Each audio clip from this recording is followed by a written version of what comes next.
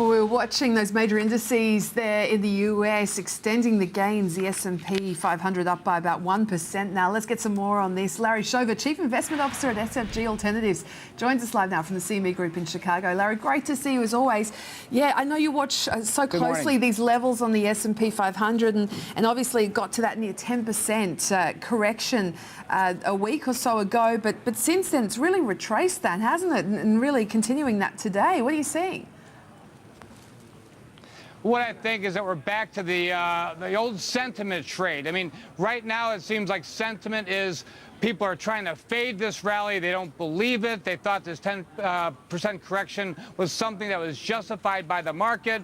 Again, in 2014, I think we've been in these 40-point bands all throughout 2014 with people not really following fundamentals of the economy, but looking more at sentiment, and that can be very treacherous. And that's why we've had this snapback rally, and everybody is trying to fade it. So, I mean, how do you see the market then, the S&P 500, performing into the end of the year?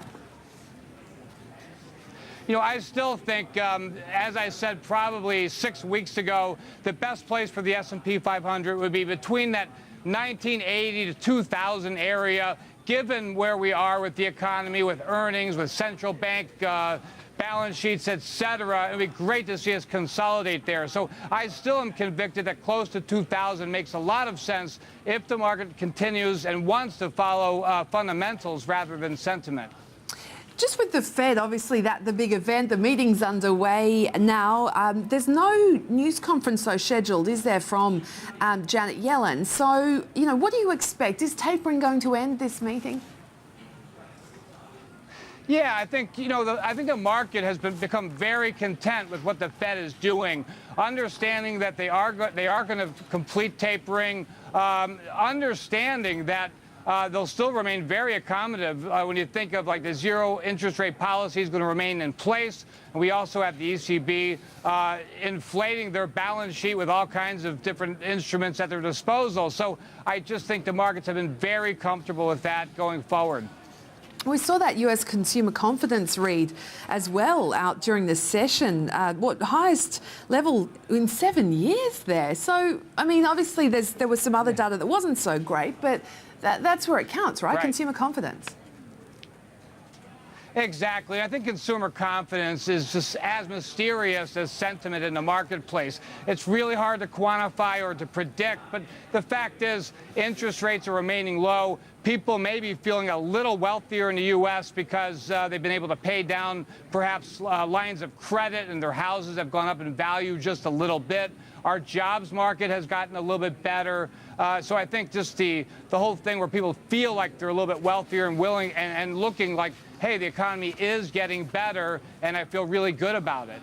And there seems to be a bit of relief, too, about the health of corporate America as well, with the way the earnings season's been panning out.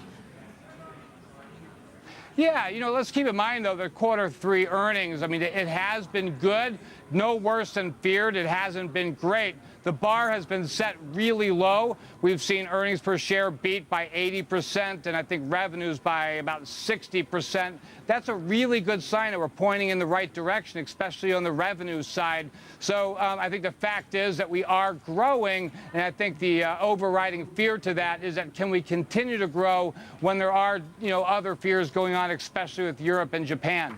And just on Europe, because obviously we get some more on the state of inflation there a little later. So just on that, because that's really the big concern, isn't it, right now, the lack of inflation? Yeah, it certainly is. I mean, not to me, not to the consumer, but long term, yeah, it is. And I think it's becoming a very crowded view that we're in this disinflationary environment. And we know, just looking at short-term history, that can turn around very quickly. But you're 100% correct. That is worrisome to a lot of people and the market at large. But it can turn around, and I do think it will eventually. Just then, I guess, when you're turning to what's next, once we get through the Fed meeting, what's next? What's next on the horizon? I know you've spoken before about the US midterms being something that's going to be crucial for markets. What do you see else panning out? Yeah, I do think the midterms are crucial for the markets, and I think the markets are maybe implying that the Republicans will take control of the Senate That's really up in the air. But whatever happens, I think the market's going to, maybe overrun itself like it did back in September up to that 2020 level, where it really doesn't deserve to be at this point. But going forward, I think what's really important is a lot of these granular numbers in Europe. I mean, I don't think Europe's collapsing by any stretch. However, they are suffering, and I think any kind of rebound in Europe is going to be very good for the overall economy and the U.S. Stock market. So in asset allocation, then, what are you doing at the moment when you're looking across the various asset classes? Okay, so I still believe and I'm still steadfast on being long equities in the U.S., even a bigger allocation of small caps, given the recent events we've seen. I'm pretty partial to peripheral bonds, given that we know that the ECB is going to continue to reinflate their balance sheet. And I'd stay underweight ags at this point, just given the great environment we've had so far. So in the FX markets then, as you point out,